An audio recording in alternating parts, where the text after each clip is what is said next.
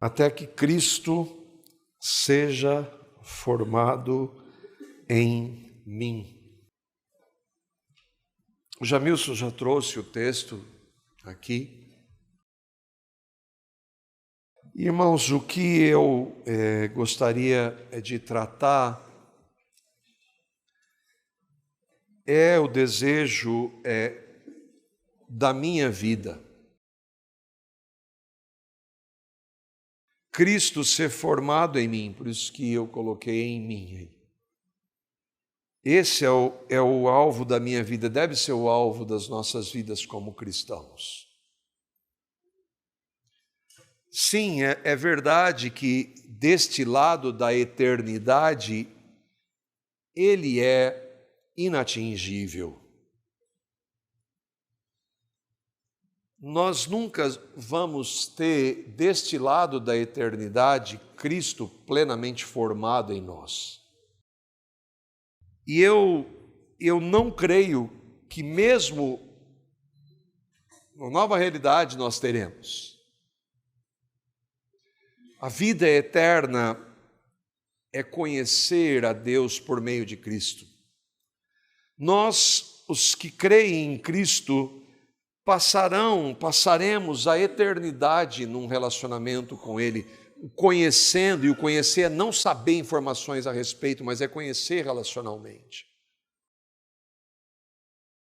Mas nesse lado da eternidade é muito mais evidente que isso não vai acontecer, porque eu e vocês, nós temos o diabo, nosso inimigo, nós temos o sistema, o mundo, orquestrado pelo diabo, e que muitas vezes nós nem percebemos, e nós temos a nossa carne, a propensão que nós temos ainda nesse mundo para o pecado.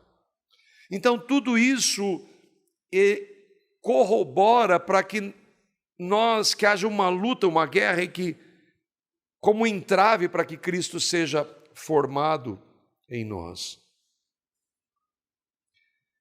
E quanto mais o tempo passa, o Jamilson também falou aqui o exemplo do bebê. Sim, há um crescimento, e deve haver um crescimento. Mas quanto mais o tempo passa, mais eu vejo como eu estou longe de Cristo ser formado. Porque à luz da palavra, mais eu o conheço e mais eu vejo que o que eu achava que ele era, quem ele era, a santidade que eu tinha dele, é nada perto do que ela realmente é. E como eu estou distante disso. Alguém que professa crer em Jesus, mas vive no pecado, não tem prazer em Deus, nas coisas dele, de estar junto, de estar com a palavra, de cantar a palavra, de conversar das coisas dele, que nunca se arrepende, que sempre justifica os seus pecados, que não luta contra os seus pecados e que não tem nenhuma mudança visível em sua vida, em seu caráter, essa pessoa, ela diz que creu em Jesus, mas ela nunca creu de verdade. E há muitos assim. Ela nunca foi regenerada. O ver que está longe, não é que não houve nenhuma mudança. É claro que há mudança. Se você crê em Cristo, você, pela graça de Deus, você deve observar que houve mudanças. Houve mudanças nos seus gostos, na sua vontade, no que te traz prazer, no que te traz alegria, no que te motiva. Qual é o centro da sua vida? Isso tem que haver no seu comportamento. Se você realmente creu em Cristo, mudanças nessas áreas sim vão acontecer. Mas quando eu digo quanto mais perto da luz, mais eu vejo que eu estou longe, é porque quanto mais perto da luz, mais a luz vai mostrando aquilo que eu não conseguia ver antes. Ela vai mostrando mais a minha pecaminosidade. que eu sequer via, mesmo tendo crido.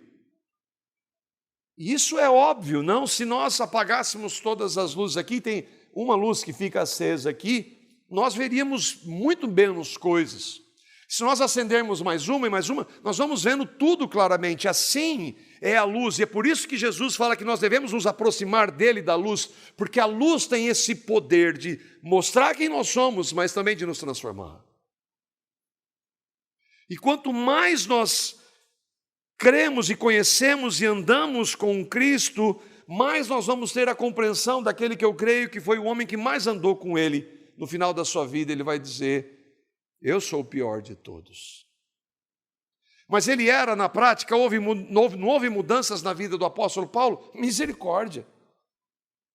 Houve mudanças completas, radicais. Ele, em seu viver, era um homem santo. Mas o parâmetro não eram os demais apóstolos. O parâmetro não era o que ele fazia, o parâmetro é o Senhor. E diante do Senhor, quanto mais diante dele, mais consciência de que eu não sou nada.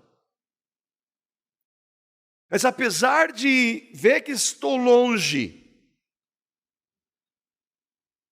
ainda assim, o que a gente vai tratar e o que eu quero tratar com vocês é o desejo da minha vida, eu espero que seja o seu. Hoje é dia 25 de dezembro, nós lembramos do nascimento de Jesus.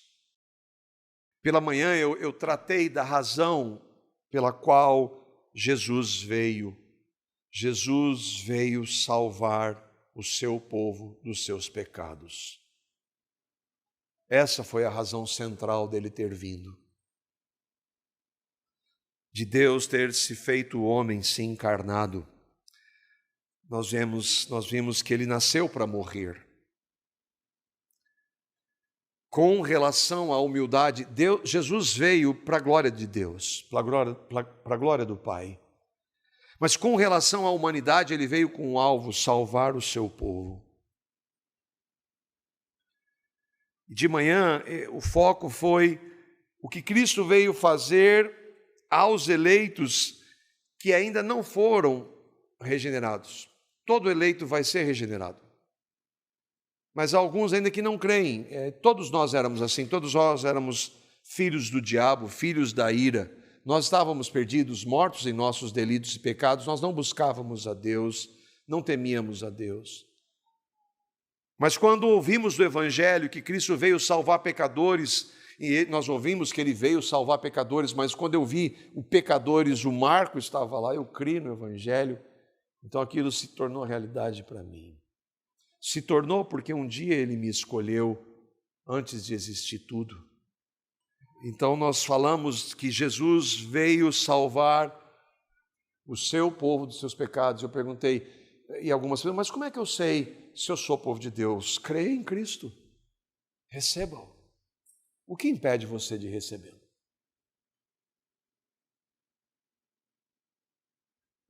Como é que você sabe se você é um cristão eleito? A Bíblia diz que Deus criou esse universo maravilhoso, como ele ainda é.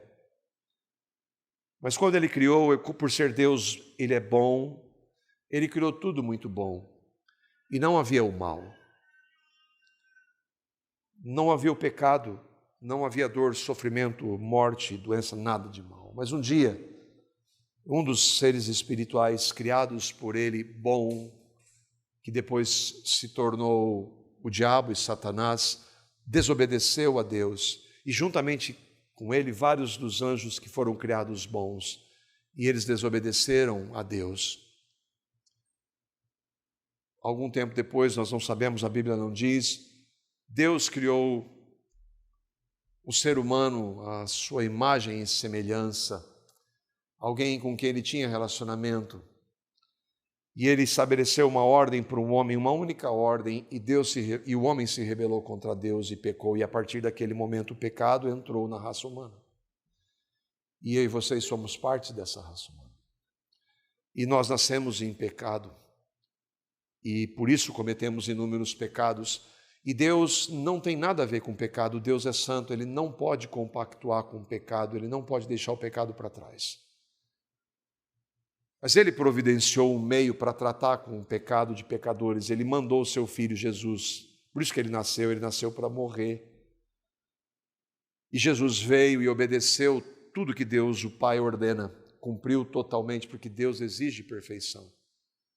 Jesus veio e cumpriu, e o cumprimento final dele foi morrer na cruz por pecadores.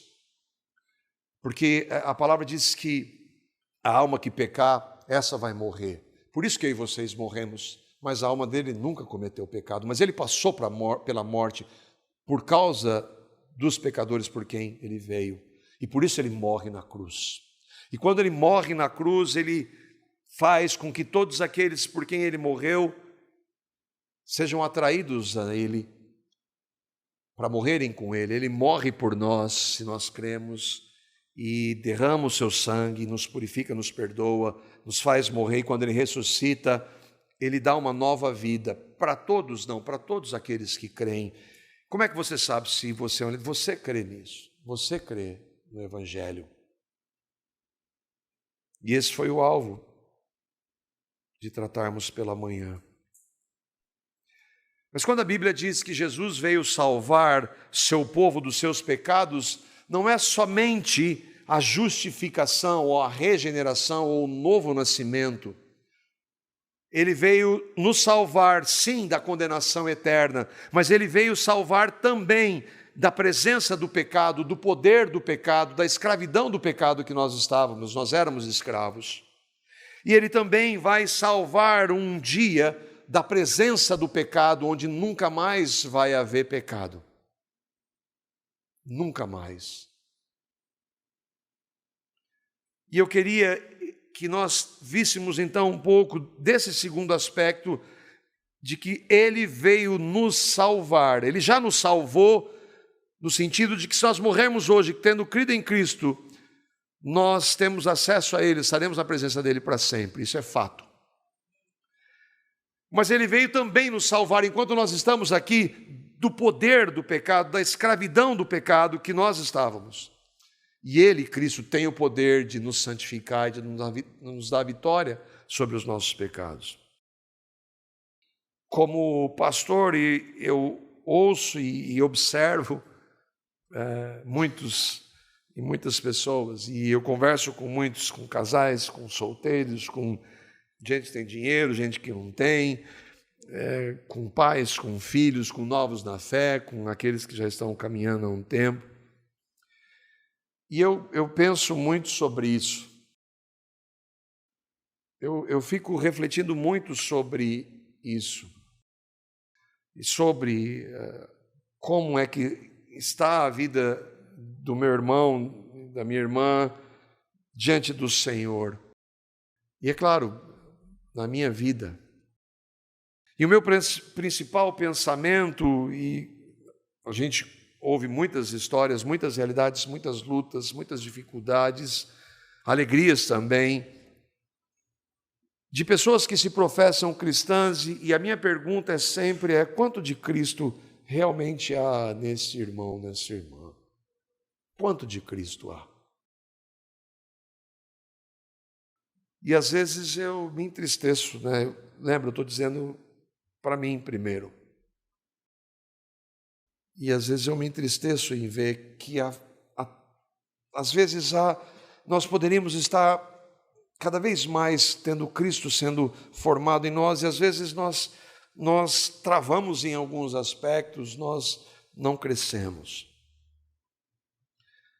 Eu não sou o apóstolo Paulo, mas eu me identifico com ele quando ele escreveu o texto que nós lemos. Vamos ler de novo Gálatas capítulo 4, os versos 19 e 20. Paulo está falando para os seus irmãos, e ele aqui, é interessante que nós não ouvimos Paulo falar, mas há textos na palavra que parece que nós estamos vendo ele falar. E ele fala, parece que nós estamos sentindo o que Paulo está sentindo, e um dos textos é esse, quando ele diz isso para cristãos. E isso se aplicava sim aos irmãos da Galácia, mas se aplica também a todos aqueles que creem. E ele disse isso: meus filhos, por quem eu de novo sofro as dores de parto. Por que você está sofrendo dores de parto, Paulo? Até que Cristo seja formado em vós. Pudera eu estar presente agora convosco e falar-vos em outro tom de voz, porque me vejo perplexo a vosso respeito. E eu não sei se você consegue ver, mas não dá para perceber o amor que Paulo tinha pelo Senhor e por aqueles, e vendo que eles precisavam que Cristo fosse mais formado, eles precisavam que Cristo fosse mais lapidado, eles precisavam que ele andar mais com Cristo.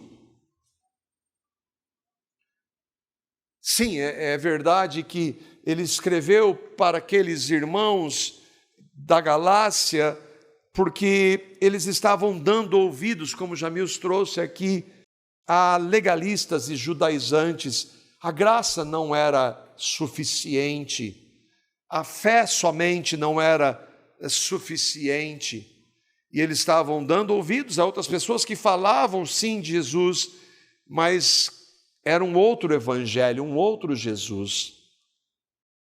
Eles estavam preocupados com, além da circuncisão que o Jamils trouxe, mas eles estavam preocupados, mas que tipo de comida o cristão pode comer? Isso é uma evidência de infantilidade espiritual. Eles estavam preocupados, que dia guardar? Qual dia é mais santo? Em Cristo isso não existe. Isso não tem nada a ver. Eles estavam preocupados em quem que era mais cristão? O judeu convertido ou o gentio? Eles faziam distinção. E Paulo, tanto que todas as cartas Paulo faz uma saudação, e ele celebra com aqueles irmãos, mas ele estava tão indignado e tão triste, que essa salvação ele pula na carta, ele já vai direto para tratar com eles. Paulo é duro e afirma que aquelas ideias eram um outro evangelho. Lembra? Aquelas pessoas que estavam ensinando, influenciando, aqueles irmãos, eles citavam o nome de Jesus. O foco de Paulo era este, para aqueles irmãos. Por outro lado, em outras passagens, como em Romanos, por exemplo, havia os que defendiam a libertinagem em nome da graça. Então, veja, Paulo estava entristecido porque aqueles irmãos da Galácia estavam sendo influenciados por pensamentos legalistas. Eles não estavam ainda crescendo ou tendo Cristo sendo mais formado como eles poderiam, naquele aspecto. E em Romanos ele vai falar para um outro grupo que também falava em nome de Jesus, e dizia que Paulo, inclusive, pregava coisas em nome de Jesus que eram mentira, e eram os libertinos. Romanos capítulo 3, os versos 5 a 8, tenho lido eventualmente aqui na NVT, ela é uma boa versão, desde que você tenha uma revista atualizada do lado. Romanos capítulo 3, versículos 5 a 8, olha o que Paulo está dizendo. Lembra, o nosso alvo, irmãos, é meditar um pouco sobre a necessidade que nós temos de Cristo ser cada vez mais formado em nós. Há muitas coisas que impedem, muitos empecilhos. Nós vimos um aspecto, e Paulo fala que o desejo dele, ele estava perplexo, porque vocês precisam de Cristo ser formado em vocês vão parar com essas coisas, dar ouvidos para falsos ensinos. E por outro lado ele vai dizer isso, e na versão NVT ficou interessante nós lermos, ele diz: alguém poderia dizer, mas nosso pecado não cumpre um bom propósito, ajudando os outros a verem como Deus é justo? Não é uma injustiça, portanto, Deus nos castigar? Eles estão questionando, porque havia pessoas que estavam questionando a graça. Se é pela graça, o que tem a fazer algo de errado? Não é melhor para Deus? E aí, na tradução NVT, eu estou seguindo um ponto de vista humano. Paulo está dizendo, tem pessoas dizendo isso. E aí ele está respondendo: é claro que não. Se fosse assim, como Deus poderia julgar o mundo? Alguém poderia argumentar ainda: mas por que Deus me condena como pecador se a minha mentira ressalta a sua verdade e lhe traz mais glória? E alguns, aí Paulo indignado, alguns até nos difamam, afirmando que dizemos: quanto mais pecarmos, melhor. Quem diz essas coisas merece condenação. Por que havia pessoas falando isso a respeito de Paulo? Porque Paulo pregava graça. Só existe um evangelho, o evangelho da graça. E o evangelho da graça pode trazer justificativas para aqueles que querem ficar no pecado se utilizando da graça. Essas pessoas creram? Não, essas pessoas merecem a condenação, Paulo. E aí não tem NVT, não tem NVI, não tem a revista, merece condenação. Elas estavam distorcendo a maravilhosa graça de Deus, o Deus que deu a salvação para nos salvar dos nossos pecados, está usando isso para viver na prática do pecado. Paulo está mostrando agora um outro tipo de evangelho, e havia pessoas que estavam começando a dar ouvidos a isso. Pedro vai falar disso, Judas vai falar disso. Um outro evangelho. E aí no capítulo 6 mesmo de Romanos, nós também vemos, Paulo grita aí, Romanos capítulo 6, versículos 1 e 2, para quem estava pensando isso, ele diz: pois bem, devemos continuar pecando para que Deus mostre cada vez mais a sua graça? É claro que não. Uma vez que morremos para o pecado, como podemos continuar vivendo nele? Em ambas as situações, e aí eu quero trazer para esta necessidade de nós termos quanto mais Cristo formado em nós, ambas as situações, seja na tendência ao legalismo, e veja, irmãos, nós sempre somos tendentes a um ou outro. Todos nós trazemos resquícios de legalismo e de libertinagem. E nós somos tendentes a isso. Agora, quanto mais Cristo sendo formado, mais discernimento dele nós vamos ter para compreender quão nocivas são essas duas propostas. Então, havia a citação com os Gálatas, dando ouvido para legalista, e alguns ali que Paulo dá a entender, ouvindo de uma distorção da graça em Roma. E aí nós podemos pensar também nas lutas que nós temos, que nós precisamos ser Cristo formado em nós para que não tenhamos tantas derrotas como às vezes nós temos. E esse é muito sutil, nos resquícios do eu, da justiça própria, da vanglória, da minha glória, na minha suposta santificação. Tudo isso é uma evidência de que nós precisamos mais Cristo formado em nós. Do apego ao mundo, das coisas desse mundo, dos prazeres aqui. Eu não estou falando de questões sexuais,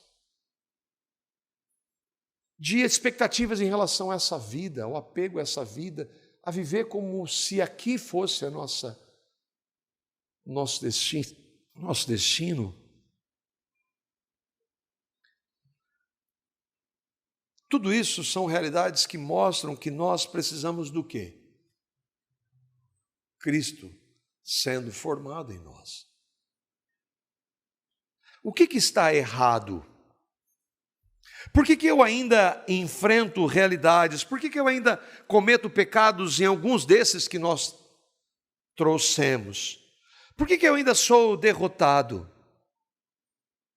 É porque Paulo está dizendo, Cristo precisa ser formado em nós.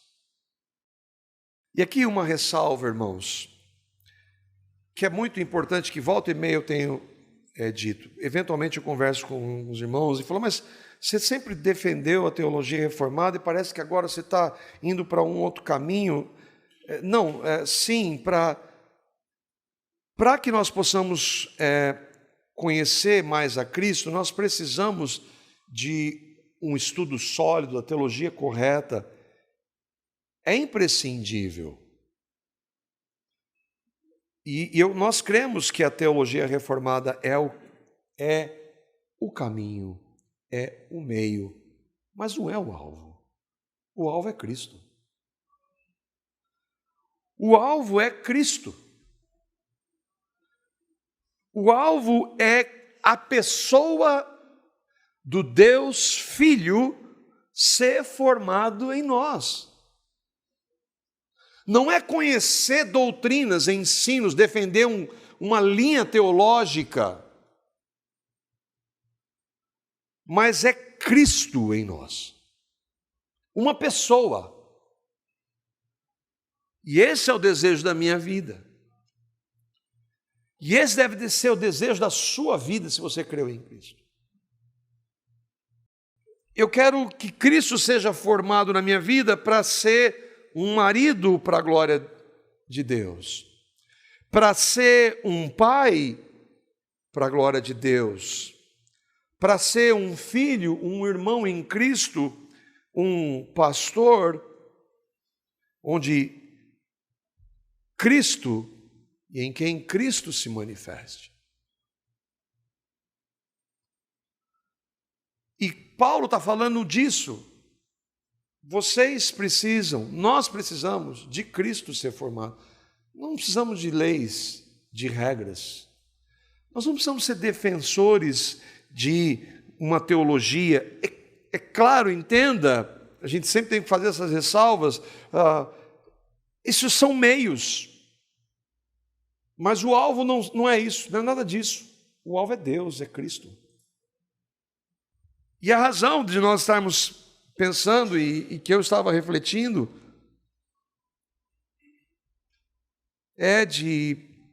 pela graça, que eu e vocês que cremos em Cristo, que cremos no real significado do que é o Natal, é que eu e vocês pensemos quanto de Cristo há em mim. Quanto de Cristo há em mim? E para que eu possa pensar sobre isso, eu preciso pensar também, eu preciso de Cristo sendo formado em mim. Paulo está dizendo isso para nós. E aí a pergunta é, como Cristo pode ser formado em mim? Eu entendo que não é defender uma religião, uma linha teológica, a placa de uma igreja. A teologia ela é fundamental, ela é importante, mas ela não é o alvo, ela não é o fim, ela é o meio. O meio e o alvo é Cristo, a pessoa de Cristo sendo formado em mim. Então, como isso pode acontecer? Como isso pode acontecer na minha vida? E eu vou trazer uma novidade aqui. O dia que vocês ouvirem o pastor falando assim, tem uma novidade, não ouçam. É o que alguns irmãos chamam de disciplinas espirituais, ou o quê? Os meios da graça, que eu particularmente prefiro essa expressão.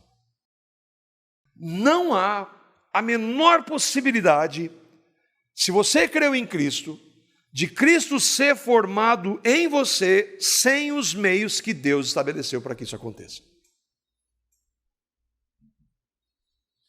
É fato, Cristo é uma pessoa. Pessoas são seres relacionais. Cristo não é um livro, Cristo não é um emaranhado de doutrinas, não é um conjunto de leis.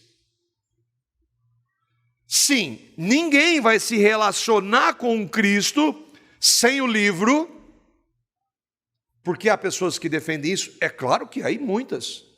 Muitos ex-evangélicos combatendo o livro, dizendo que esse livro caducou. Nós queremos Jesus. Jesus não pode ser conhecido sem o livro. Mas Jesus não é o livro.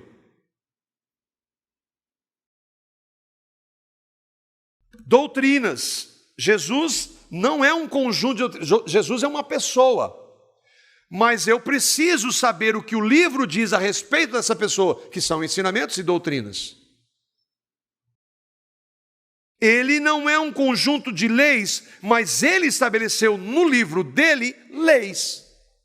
E eu não posso me relacionar com ele sem as leis que ele estabeleceu. Irmão, você consegue entender isso? Nós estamos falando de um relacionamento pessoal. Relacionamento. E nós precisamos nos achegar ao Senhor com essa perspectiva. Imagine com a minha esposa, eu vou lá e eu pego uma lista do que ela gosta e eu fico só olhando para a lista e fazendo. Eu nem olho para ela, eu nem me relaciono, não converso com ela, não trato com ela, como uma pessoa. Não é isso. Agora eu preciso saber o que ela gosta. Eu preciso saber o que a alegra, para que então eu possa fazer. A palavra, a Escritura, ela é o meio pelo qual Deus nos mostra como nos relacionamos com Ele.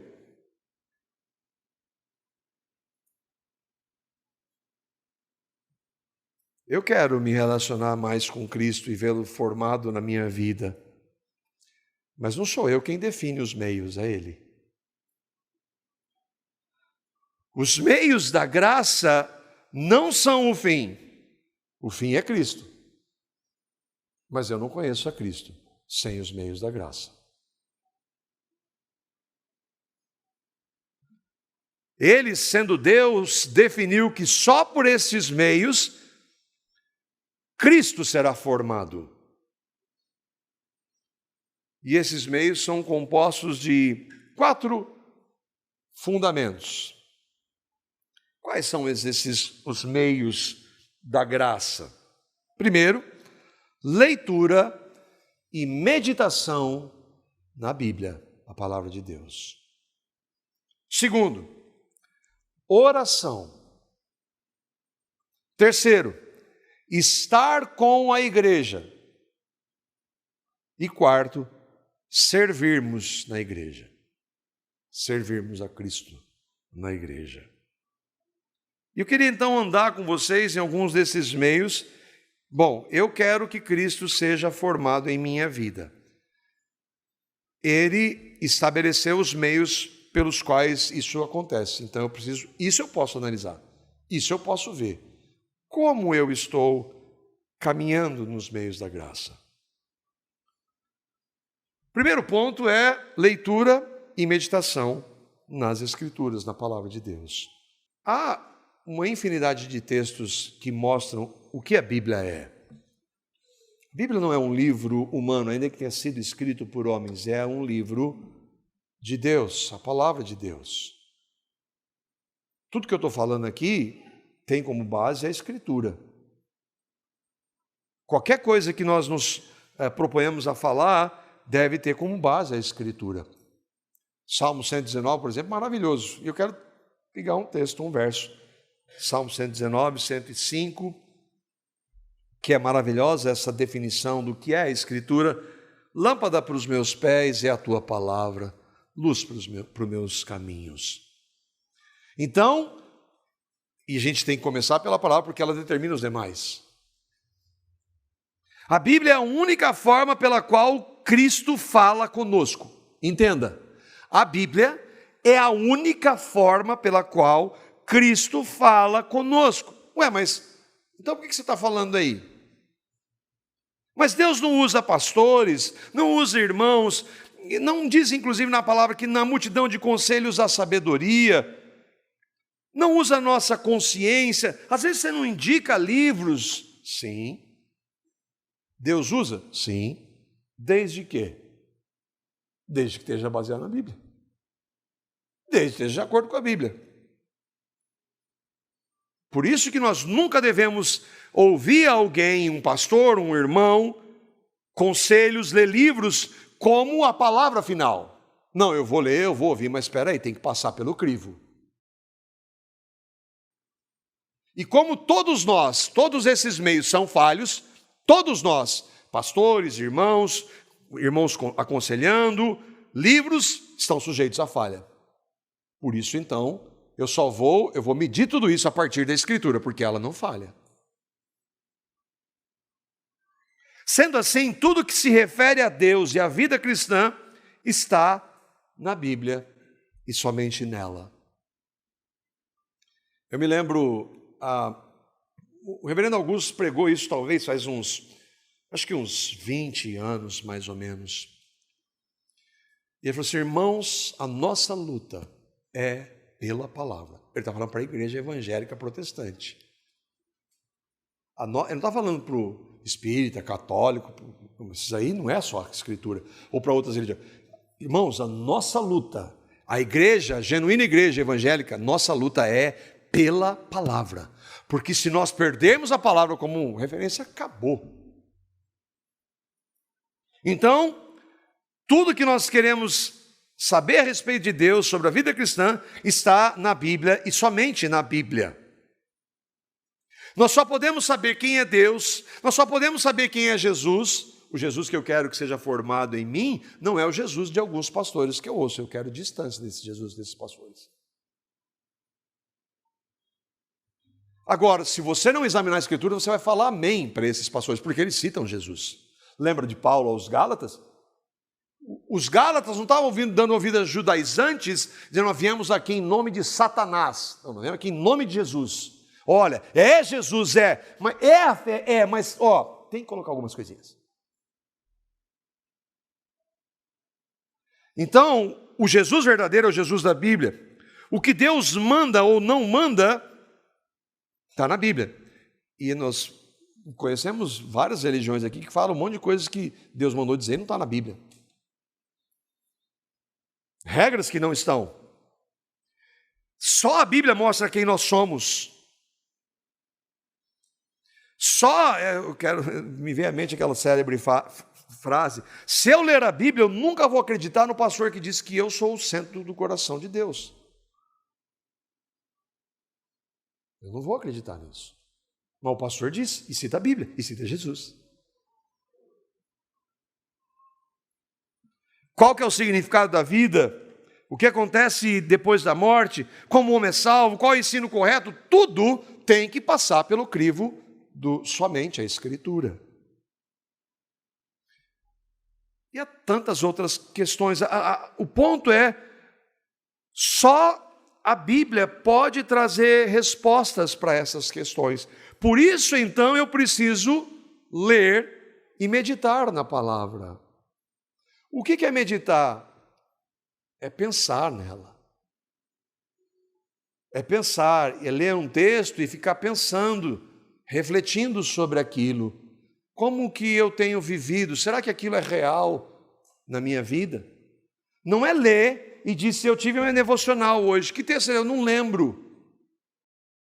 Não é ler por ler. Aí o que a Bíblia passou a ser o fim, não o meio. Então eu devo ter esse tempo.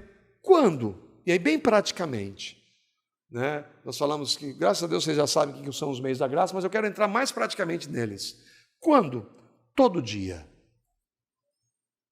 Todo dia eu e vocês precisamos ter tempo com a palavra. Todo dia. Nós precisamos meditar nela, inclusive a palavra, ela fala de dia e de noite. Paulo vai dizer que deve habitar em nós ricamente a palavra de Cristo. Qual que é a palavra de Cristo? A Bíblia. Ricamente. Você não precisa ser um teólogo para entender o que significa ricamente. É muito. Todo dia eu e vocês precisamos ter um tempo a sós com Deus. Então, separe isso aí vocês. Eu tenho aconselhado alguns irmãos: você pode separar um tempo. Eu não posso falar para você, mas você pode. Você não vai ter condição de fazer, não, agora eu vou determinar que eu vou fazer. Não, mas eu posso separar um tempo. Separe um tempo a sós. Antes de ler, ore em nome do Senhor. Senhor, fala comigo. Lembra, não é um livro. Eu não quero conhecer, eu quero conhecer o Senhor do livro. Fale comigo pela sua palavra. Leia toda a Escritura. Depois comece de novo, e de novo, e de novo. Se familiarize com as divisões da Escritura com épocas, porque tudo isso a gente precisa entender. Uma boa Bíblia de comentário. Vale a pena. Os comentários são percepções, interpretações humanas, mas eles nos ajudam. A Bíblia é a palavra, mas há irmãos que nos ajudam. Se fosse assim, a gente não lia livro, não ouvia ninguém. Então, eles nos ajudam. Vá para a palavra de Deus como palavra de Deus. Estava conversando com o Vi ontem. Nunca questione a palavra de Deus. Há muitas coisas que nós não entendemos, nós falávamos de soberania. Eu não entendo soberania, mas nunca questione a soberania de Deus. Quem é você para fazer isso? Eu me submeto, Senhor, o Senhor é Deus. E nunca questione a Escritura. Todo falso profeta que começou com um erro e passou a pregar uma heresia e apostatou, entenda isso. Todo falso profeta que um dia era cristão, que era do nosso meio, como Jesus, como João disse, ele começou negando uma coisa, a Escritura. Negou e se opôs, vai cair no caminho deles. Nós não entendemos, mas nós não nos opomos. Segundo ponto, segundo meio da graça, oração. E aqui mais uma vez a NVT.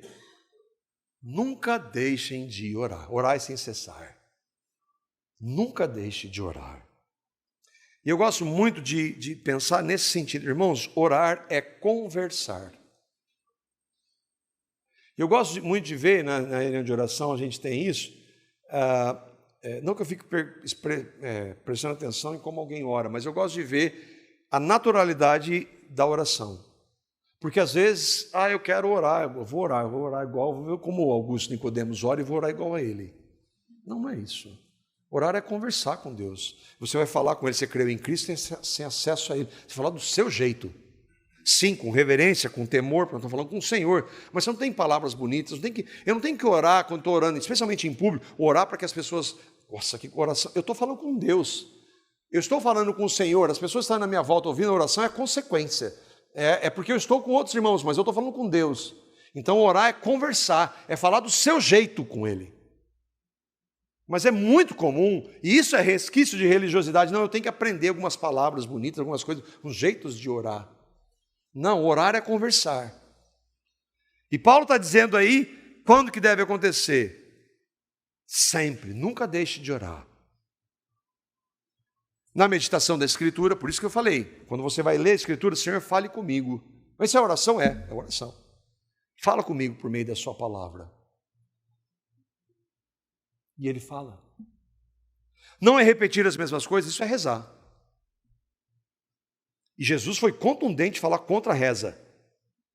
Os pagãos, ele acham que pelo muito falar, eles vão ser ouvidos. Então, rezar tantas vezes, isso, tanto aquilo, isso é paganismo com o nome de cristianismo. Quanto mais contato com a palavra, como é que eu aprendo a orar? Ouvindo o irmão. Não se aprende a orar com contato com a palavra. Quanto mais contato com a palavra, mais você vai aprender a orar. Vai aprender a orar o que você deve ou não? Por exemplo, eu já orei que eu tinha que determinar. Determinar para Deus. Uma aberração. Não, hoje eu sei que eu não posso determinar nada para Deus. O máximo que eu posso é pedir. Mas há muita gente determinando hoje. Por quê? Ela está orando? Não está orando, porque o aprender a orar é à luz da Escritura, não a partir do contexto que eu estou. Quanto mais contato, mais você vai aprender a orar. Outra coisa que vai acontecer naturalmente, mais você vai pedir, aliás, menos você vai pedir para você. Mas você disse aí que, você disse algumas vezes, eu aprendi isso com o irmão John Piper, a pessoa por quem eu mais oro sou eu. Mas a minha oração é para que Cristo seja formado em mim.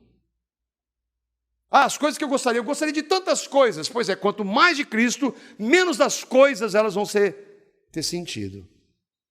Menos vão fazer parte da oração. A não ser que essas coisas que eu peço sejam relacionadas a Ele. Tenho tempo a sós com o Senhor, nós cantamos, de joelhos. É um grupo de irmãos que só varia de joelhos. Então não vou orar de joelhos. Não, ore de joelhos. Se ajoelhe. vá diante do Senhor, fecha a porta do teu quarto, como Jesus disse, e se ajoelhe. É uma alegria falar com Ele, se humilhar diante dEle.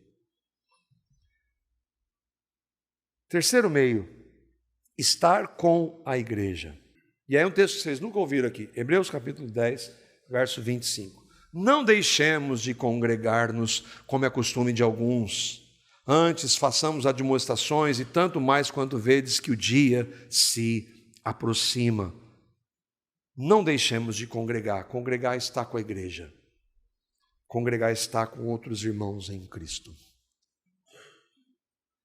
A igreja é onde nós falamos com Cristo também. Nós ouvimos a Cristo também. Num grupo na casa, às vezes você está compartilhando e você ouve o irmão e ele fala algo que é uma verdade da Escritura. Isso é igreja. Você compartilha com um irmão algo que você está triste e você ora com aquele irmão. Isso é igreja. Nós falamos com Cristo na igreja quando nós oramos juntos. Hoje nós estávamos orando. Fiquei muito contente de a irmã orando ali, que às vezes não quer orar. Mas a oração dela me edificou, porque estava tudo centrado em Cristo, reconhecendo que nós não somos nada. Então isso edifica. Deus usa a igreja, usa os irmãos. Nos relacionamentos com Cristo, nos relacionamentos com irmãos, nós estamos nos relacionando com Cristo e às vezes é difícil. Às vezes nós temos que tratar algumas questões, verdade? E nós aprendemos a pedir perdão. Irmão, me perdoa, eu errei. Nós aprendemos a perdoar. Nós aprendemos a aceitar as limitações que nós temos uns dos outros. Nós aprendemos a chorar e a celebrar com os irmãos. Tudo isso é Cristo formado em nós. Lembre, a igreja é a reunião dos cristãos, com um objetivo, para nós compartilharmos a palavra, orarmos, louvarmos, pode ser aqui, pode ser nas casas, pode ser debaixo da árvore. Isso é igreja. Servirmos ao Senhor por meio da igreja.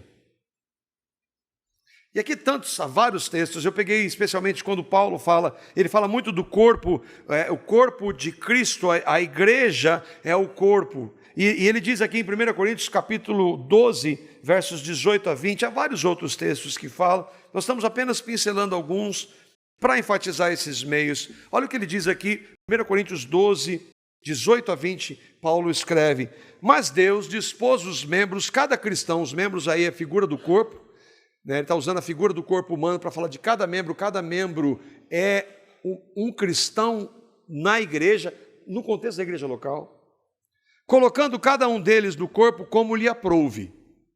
Deus faz isso. Se todos, porém, fossem um só membro, onde estaria o corpo? O certo é que há muitos membros, mas um só corpo. E assim é a igreja. E nós aprendemos com isso.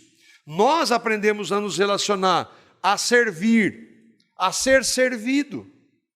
Nós aprendemos que há necessidades, às vezes, que eu não consigo desenvolver, mas há irmãos que o Senhor coloca para que façam aquilo. Então nós precisamos da igreja. E isso ocorre especificamente, falando do nosso contexto, quando nós nos envolvemos nos ministérios de uma igreja local. E nós temos inúmeros na comunidade. Oramos por esses ministérios todo domingo. E nós vamos servir como Cristo veio servir. Alguns dos trabalhos que nós temos, a pregação só aqui não. No ministério infantil, nas casas, na abertura, quando é lido um texto, no trabalho da diaconia, no trabalho com os adolescentes, com os jovens, na recepção, música, transmissão, eu quero servir. Você, como membro do corpo, você deve servir. Onde? Precisei diante do Senhor para que Ele te mostre. Nós estamos esperando, pela graça de Deus, retomar um trabalho que a gente fazia do evangelismo,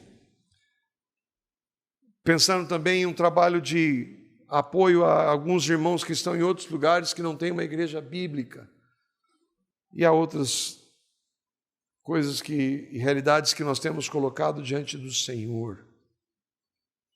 Então, como é que Cristo é formado em nós? O alvo de Deus para todos os seus filhos é formar o seu primogênito, formar Cristo em nós. E esses são os meios ou as formas que Ele usa para que isso aconteça. Quanto mais nós andarmos centrados na palavra, quanto mais nós andarmos em comunhão com o Senhor por meio da palavra, lendo, meditando na Escritura, quanto mais nós andarmos num relacionamento pessoal, em conversando com o Senhor, naquele momento sim, a sós com Deus, mas em tantos outros momentos que você pode falar, nós temos acesso a Ele a qualquer hora. Nós precisamos de um lugar sagrado para falar com Deus. Quantas vezes nós pudermos estar juntos como igreja, aqui, nos grupos, nas casas, em outros ambientes, como irmãos em Cristo, compartilhando, falando das coisas do Senhor. Eu fui lá no Jamil já 2 vezes, e é gostoso, a gente senta lá, o pessoal vai jogar vôlei, ninguém sabe jogar nada de vôlei, né, ali, mas está lá todo mundo tentando, e vamos sentar aqui para conversar da palavra.